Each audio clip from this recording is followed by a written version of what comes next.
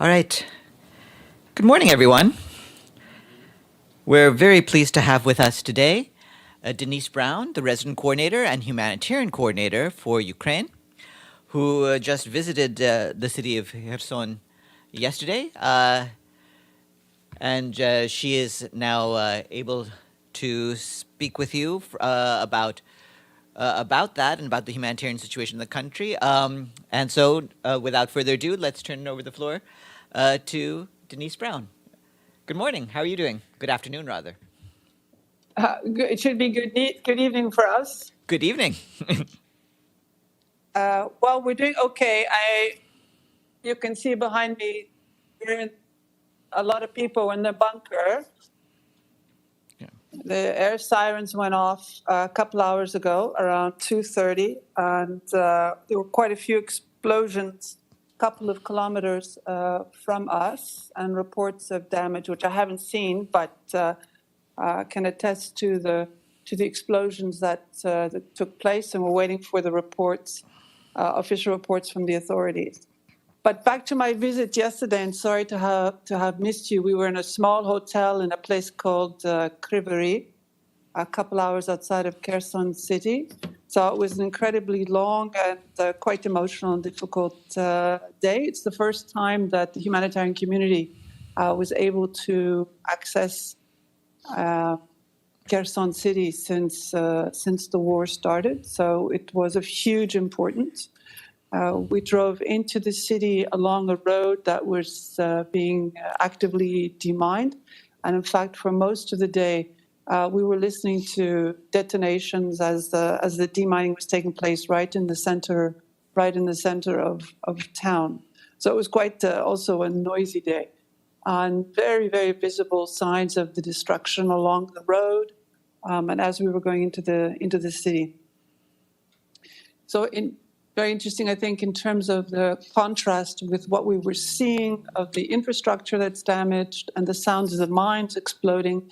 We were greeted by people standing along the side of the road as we drove through some villages on the way into the city, who were extremely pleased to see us. Of course, also the convoy, the president that went ahead of us, and us with our team and our trucks. So, and within the city, we didn't move around much because of the threat of the mines. Mm-hmm. The people who have remained behind were out walking and trying to get back to normal. Although, from what we could see, many of the shops were closed.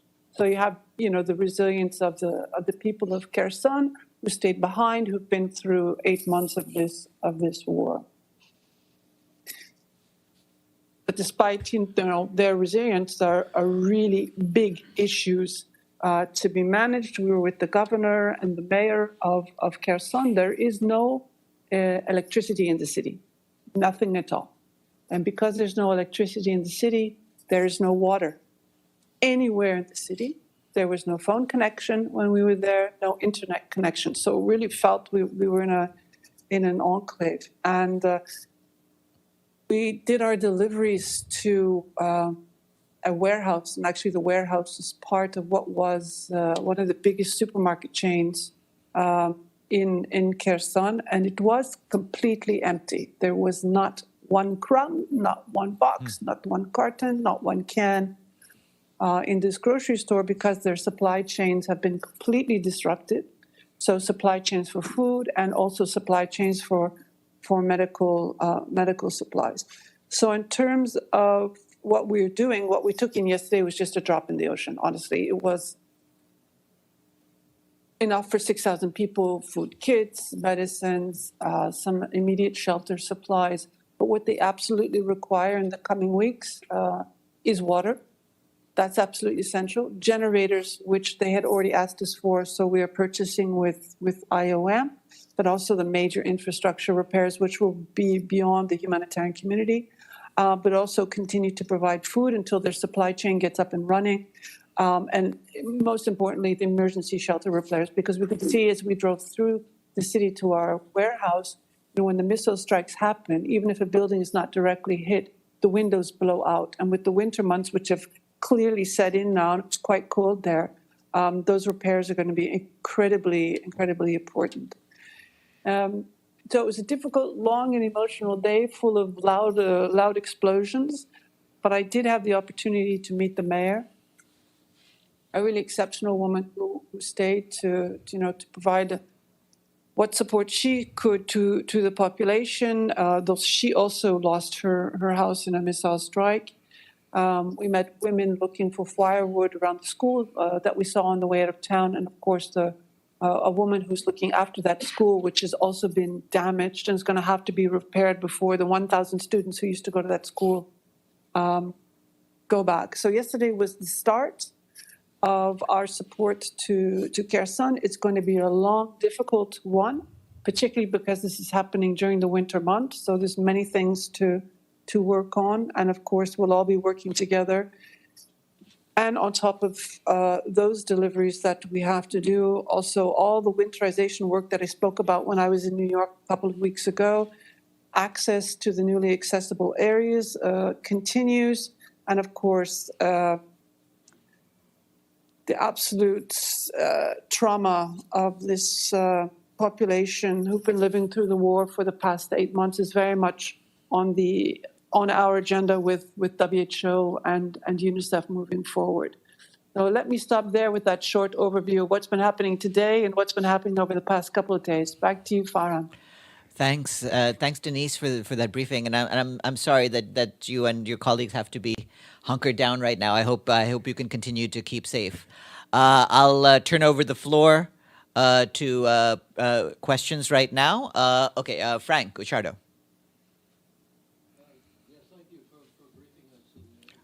Hold on. There we go. Thank you for briefing us in such a tough and dangerous situation. Frank Guicciardo from TR2 World. You were talking about the trauma experienced by the people of Kiev. Can you describe what it's been like now that it appears that Russia is just continuing to attack residential areas, knowing that humanitarian workers like yourself are trying to take care of the needs of the residents of cities like Kiev? And what about your personal trauma? I mean, you're telling us about the trauma of the people that you serve, but you can't be immune to what is happening in and around your ears every day when you see the damage and the missiles and you hear the detonations.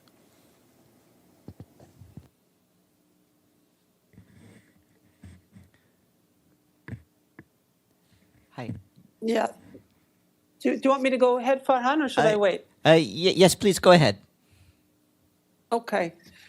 No, look, as I said in New York, I can't speak on behalf of the Ukrainian population and their personal trauma, but we can, with the work that WHO is doing with the Ministry of Health and UNICEF with the child-friendly spaces, we know that the trauma is there. And children in particular are affected by the noises, but also we saw this in UNICEF Child-Friendly Center the other day, and Christian Amanpour reported on it, that children who don't want to speak anymore because they've been told to be quiet. So we're watching that. The experts within the UN system are watching that. But I can tell you that being in a place where the air sirens go off now almost daily, and that we know now that often they're followed by the missile strikes, no matter who you are, Ukrainian or UN or NGO or journalist, your stomach turns into knots. And so we're all taking this very seriously. That's where we're all sitting here in the bunker. And people outside who don't have access to a bunker, of course, go into the metro stations. But I've only been here 4 months. Well, these people have been going through this for 8 months. So I do also think that there's an accumulation effect. And that, yes, perhaps when I leave here, I hope the UN will give me a nice long break. But it's true, it's very, very difficult. And going into Kherson yesterday was incredibly important, but also very, very difficult. The Ukrainian military moved in only on Friday, so it was quite recent. And seeing the remnants of the war so fresh and so up front, yes, it has an impact, absolutely, on all of us, but first and foremost on the population who had to stay behind. Thank you. Thank you. Thanks. Kristen Salumi? Thank you, and thanks for the briefing. I'm Kristen Salumi from Al Jazeera English. You just described a litany of needs for the people there. What's your biggest worry going into these cold months ahead in terms of helping the people there? Thanks.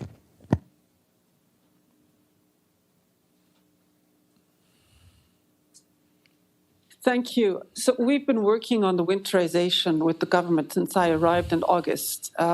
It felt a little strange to be thinking about cold winter months when it was hot outside. So I think in many places with the local authorities, we're well advanced in the winterization, which is repairs, which is clothing, which is blankets, which is generators. What I really worry about is in the smaller rural communities, elderly people on their own who lack mobility and perhaps are not well connected. So we're trying to work much, much closer with local volunteer organizations so nobody gets left out. That's actually my biggest worry. People who don't have mobility, it's already very cold and going to get much colder, I'm told. And so that's the concern.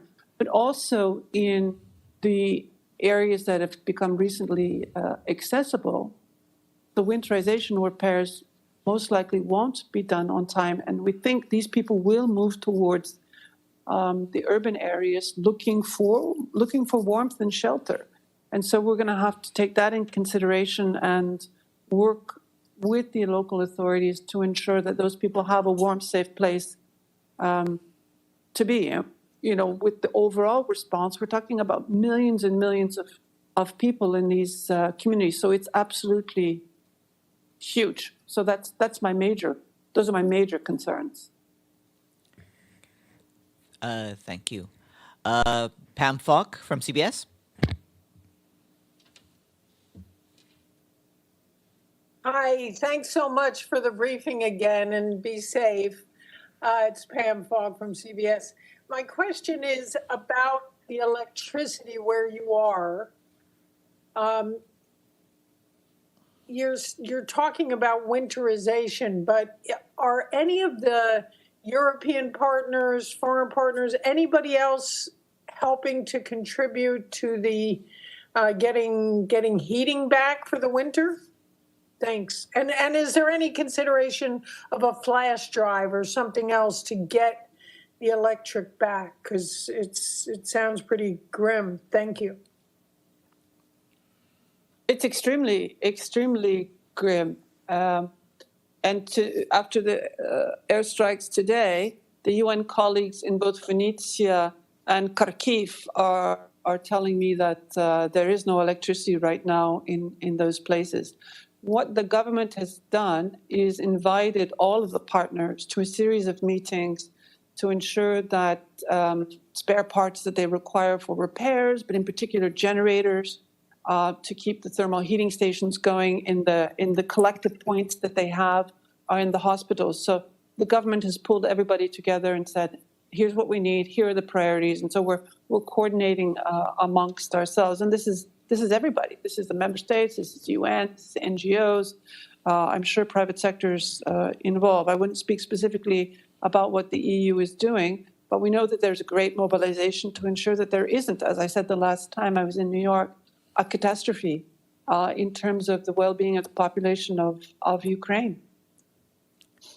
Okay, thank you. Thank you. Are there any further questions from the audience? Anything from our participants online? Okay. If there are no further questions, I'd like once again to thank Denise Brown, the Resident and Humanitarian Coordinator for Ukraine.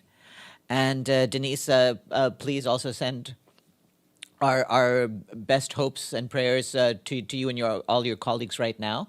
I hope you get through this latest day and evening of events safely. And thanks for all that you do. Thank you. Bye. Thanks. Thank you, Denise. Thanks. Have a great day. Thanks, everyone. We'll be back here for the noon briefing at 12.